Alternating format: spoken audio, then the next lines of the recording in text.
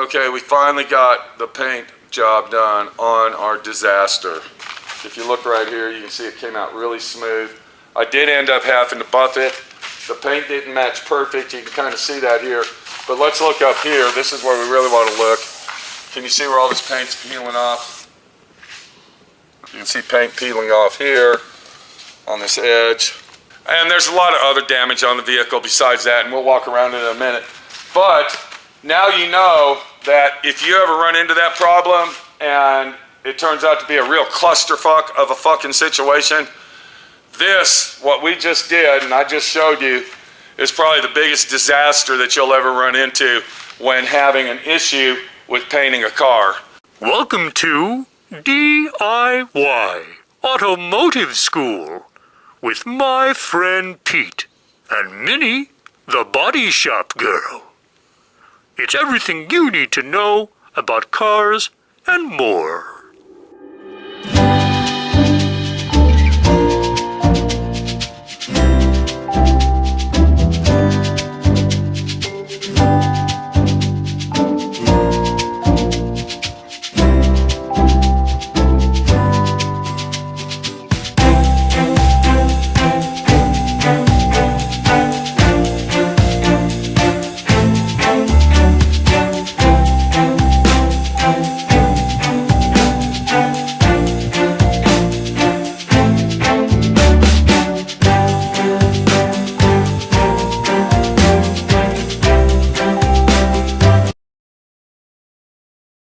So I had a collision job come into my shop. The rear quarter panel was totaled out. Had to do extensive body work to it to get it right. Everything went great. It was a beautiful job. It was paint ready. And it was a fantastic situation. All I was going to do is blend the paint in. Had a little damage on the door right here. Blend into the door, and I even told the guy, I said, you know what, your bumper's peeling right here. Let me go ahead and fix that. I'll blend some paint into it. We'll get it looking really nice for you. And then this happened.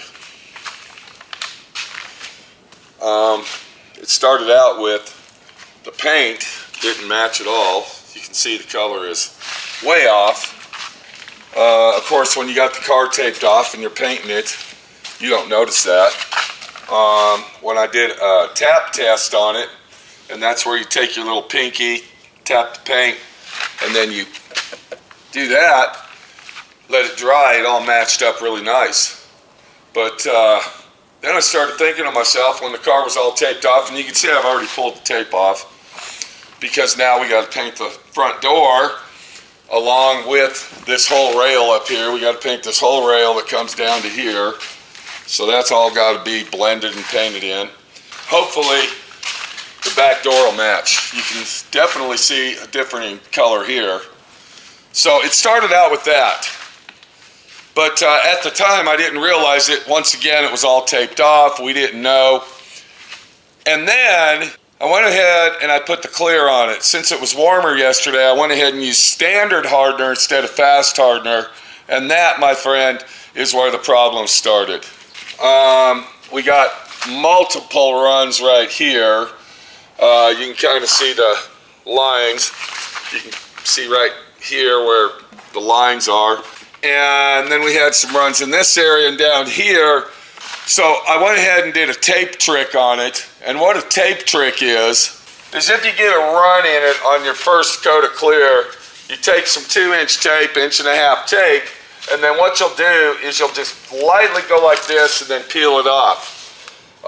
Then you'll come up here, you'll go like that, peel it off, and that will remove the run enough where when you put the rest of your clear on it, it will blend in, and then when you go to color sand it and buff it, the runs will be gone. When I applied my second coat of clear,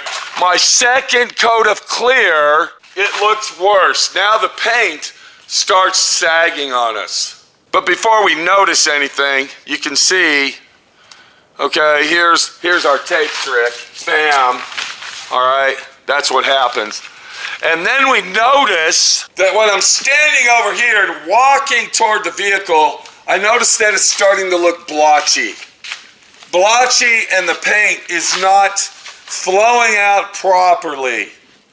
It's not really flowing to the magnitude of blending, if you can get the idea here. So at this time, what I did, I went ahead and loaded my gun back up with some paint, and I went ahead and smoked some paint on top of the clear. Now you can do that. That is possible to do. But what happened is when we got to this run area, I got too thick. I put the paint on way too heavy on it, and then I rushed myself in blending again on top of the clear, because now I'm furiously pissed off. See, now I'm at the point of, this is bullshit. It's fucked up. We won't have it done today. And now I'm trying to blend the paint in. Oh, I forgot the bumper right here. Did I tell you about the bumper? We got down to the bumper cover, and you can kind of see right here what we're talking about. It looks like shit. It looks like a first grader took my spray gun out of my hand and decided to paint the car. Wow, look at that. So what that's from is called reaction. It reacted. The reducer reacted with the clear coat and started to form and mold and bubble and molten like a lava flow coming out of a volcano. It started doing this. By that time, I'm fucking pissed. I am fucking furious, because now this looks like shit right here. It looks like we're on Google Earth looking down at a formation of mountains in Saudi Arabia or possibly Indonesia. You can see the layers. As we come over to this area, you might be thinking that we're in California watching people surf in the ocean from Google Earth somewhere, and it just starts looking like worse and worse and worse, all the way down to a situation that says it's time to stop. It's time to stop and start over. So, what was the next thing that my friend Pete did at that instant? I went ahead and called our faithful guys over at Genuine Paints, located on the western slope of Colorado in Grand Junction. Genuine Paint Supply Store down there in Grand Junction, Colorado. And I talked to our faithful buddy and our companion, Doug. I told Doug what's going on is that the paint did not match, because by that time I ripped the paper off and I noticed two different colors. I told him, look, we got the wrong paint here. Well, let me go ahead and explain it to you. 125 miles to go to Genuine Paints in Grand Junction, Colorado. That's how far I got to travel to go to my favorite paint store in Grand Junction, Colorado. So being the helpful guy that Doug is, and Eldon, I want to go ahead and mention his name, the manager, he says, no problem, Pete. I got the color code here. It looks like Eldon mixed up the factory pack instead of the 2 or 3 step change that it is required to paint your vehicle. So we can't blame it on them, because there's 15 different variances. Did I mention the word variance? 15 different variances of this color for this particular vehicle right here. How the fuck can you do that? How can you match that color to be accurately almost perfect when there's 15 different fucking variances? Well, being the helpful and honest Joe people that they are, instead of just your average sales guy that wants to sell you everything in the world, my friend Pete travels to Genuine Paints with the quart of paint that I had, and our buddy Eldon over at Genuine Paints, and of course our pal Doug, decide to go ahead and mix us up some more paint and take care of us properly the way that they did. So now we are at the point of redoing this whole section and adding paint time onto it and everything else that it takes to do the job right.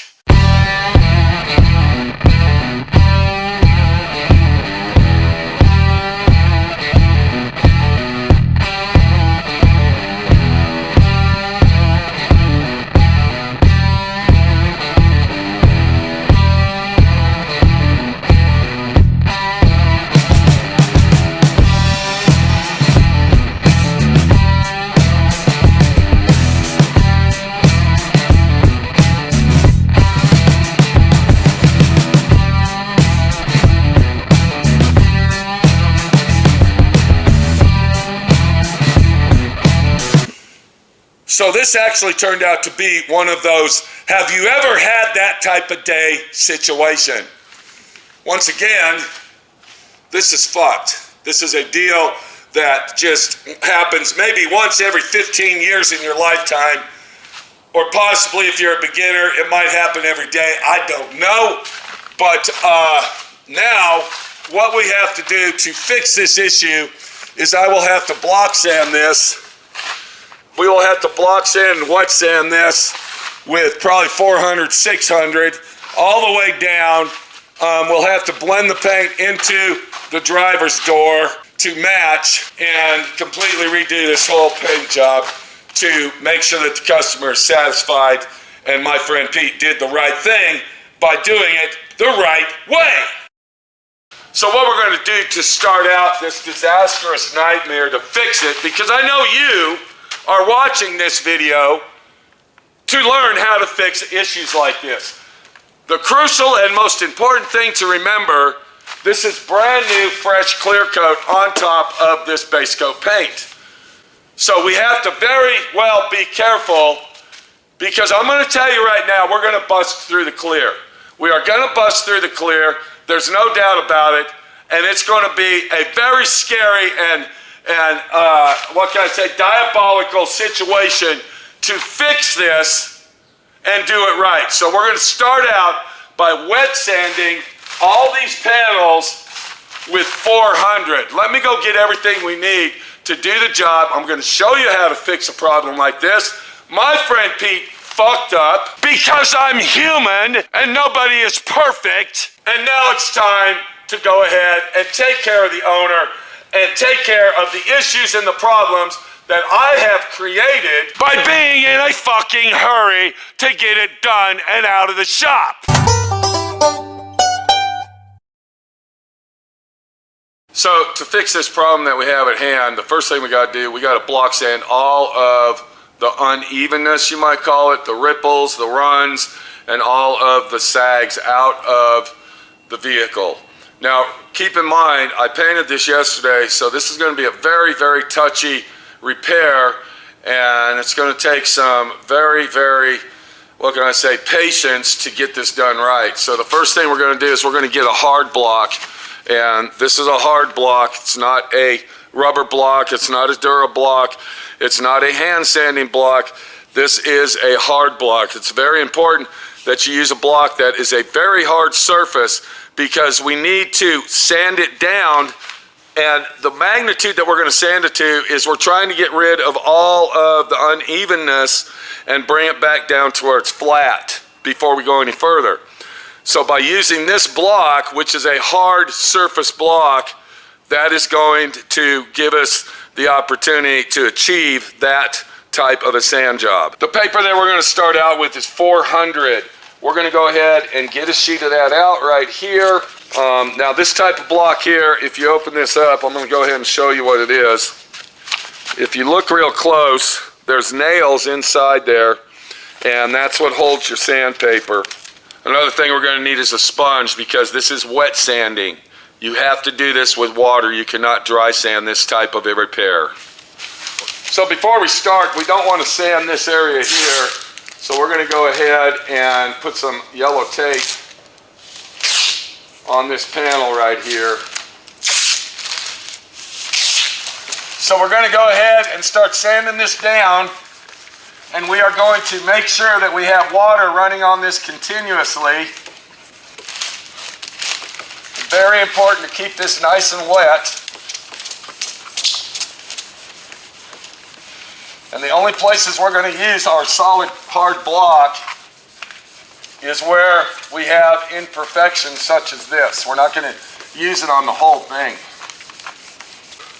And we're not trying to get rid of any of the imperfections.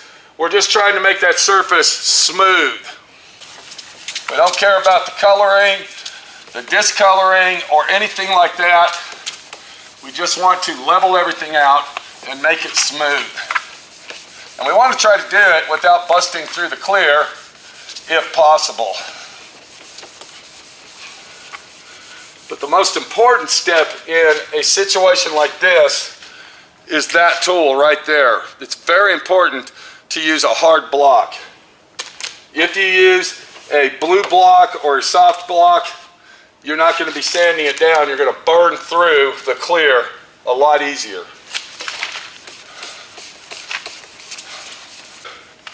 That feels really nice. We got all the runs out, and I believe we did not break through the clear. So that's a good.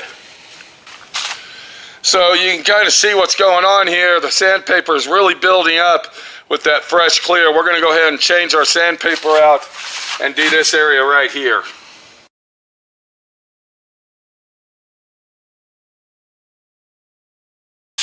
So now what we're going to do, we're going to take our finish sanders, palm sander, short throw DA dual action, and I have 1500 on this pad. We're going to go ahead and go over the whole panel everywhere that I painted with it, and then we'll come back with our blue block, if need be, to use that.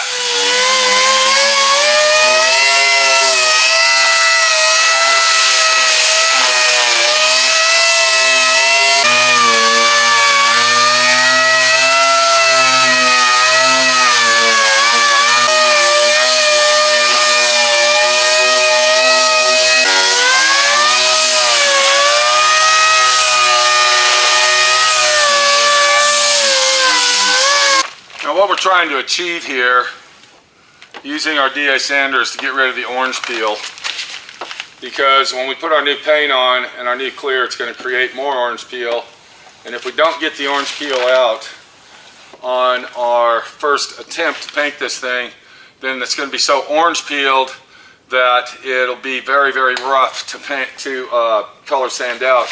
And another thing is, if we can get all the orange peel out on this and make it a nice smooth surface, we might not even have to color sand and buff it if we don't get any trash in it.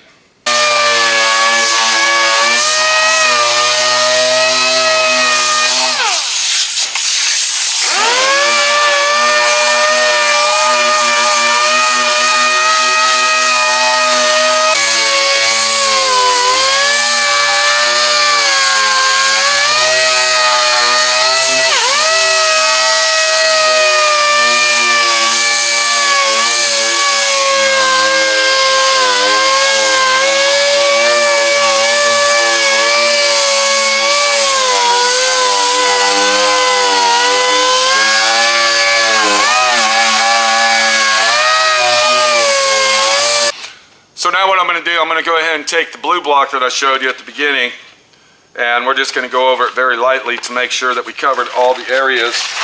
And if you don't have a D.I.Y sander with 1500, you'll have to hand block sand everything by hand. So far everything on this repair is going good. Our clusterfuck. It looks like it's going to be a good repair when we get done.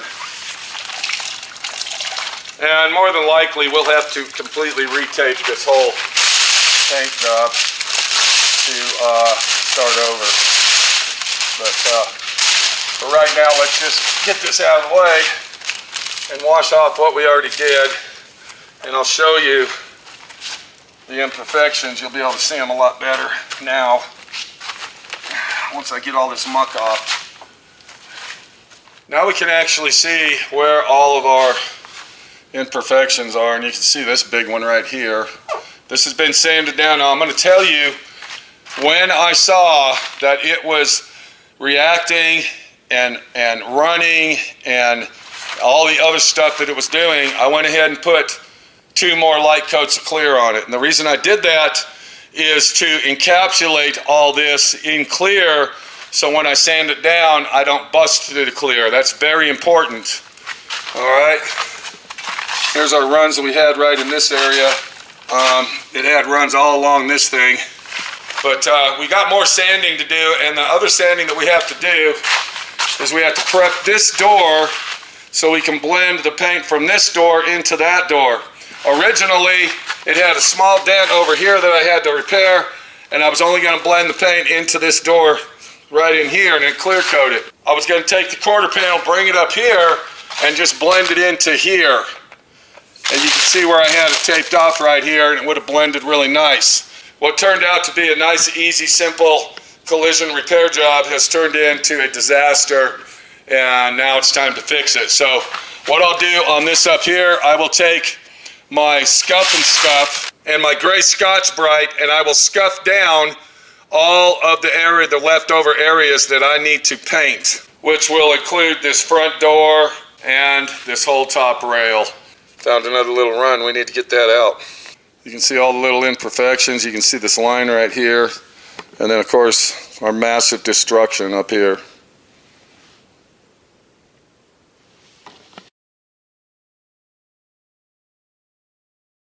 Thanks for watching D.I.Y. Automotive School. Classes don't stop till you know everything.